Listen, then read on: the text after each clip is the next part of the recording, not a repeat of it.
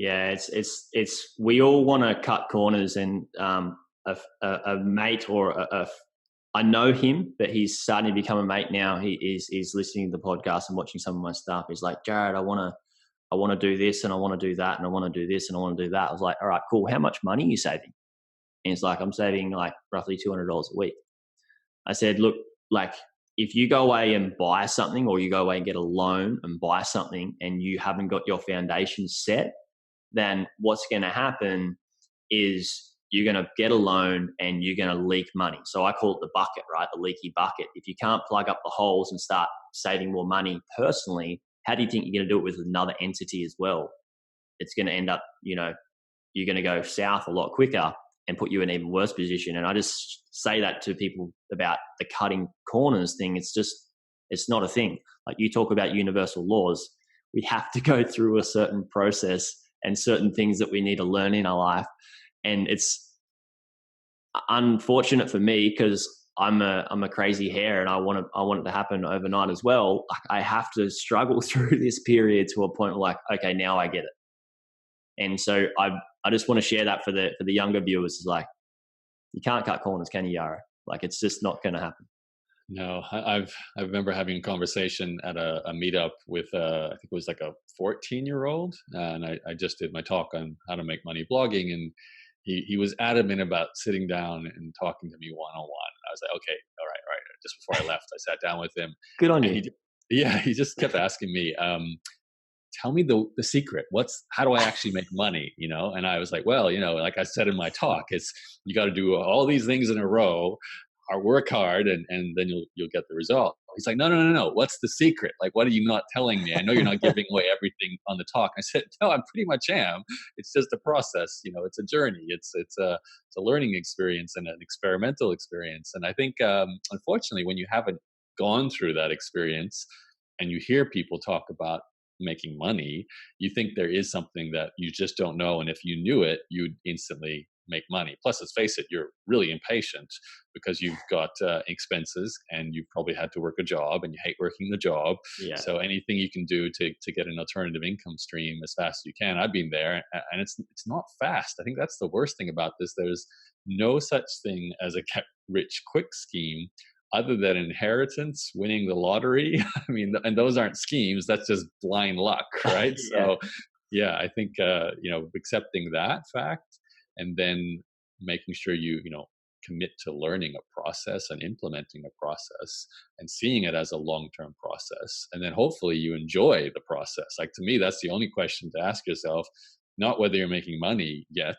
it's whether you're enjoying the process to do what will eventually lead to making the money. That to me is the most important thing. Yeah.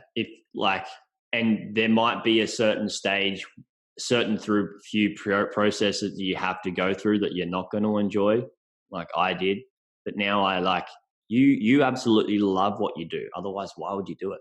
And I absolutely love what I do as well. And you will get through some of these processes to find the right process that you love to do as well, right? But I bet you even the parts you don't like doing, on some level, you kind of like doing it, like there's pleasure in the pain sometimes. It's kind of a weird twist. I know people who are deep in the trenches and they're so tired of setbacks, and I get this too. We lose a customer in my current business, is like, but then you kind of realize it's part of the puzzle of trying to figure out how to make this work. And I think that's what, if you can tap into the enjoyment of the obstacle is the way, as the Stoics say, when you're Mate, I quote that book so much. Yeah.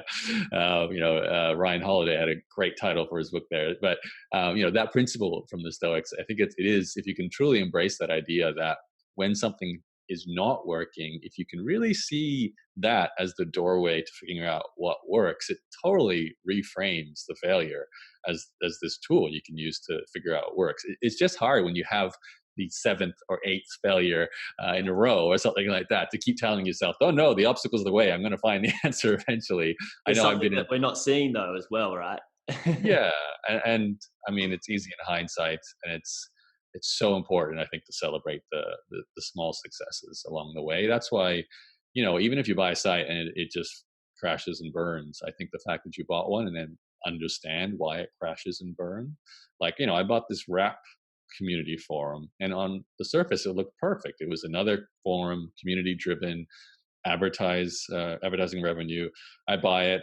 I put my manager in charge of it, and we start to do things to increase advertising revenue, and nothing works. And we're like, why isn't anything working? And as far as we can tell, it's simply because the audience was maxed out.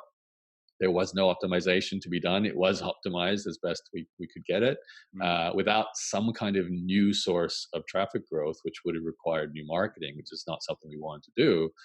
There was no way. And, that was just, okay, we learned, let's liquidate the site, got back our money, basically. Wasted time, I guess you could say.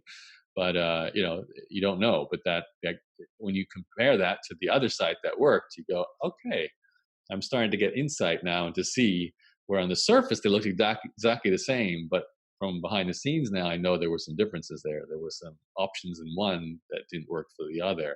And I think that's the beautiful thing when you get to the point where you've gone through both sides and you start going, this is how people actually make money.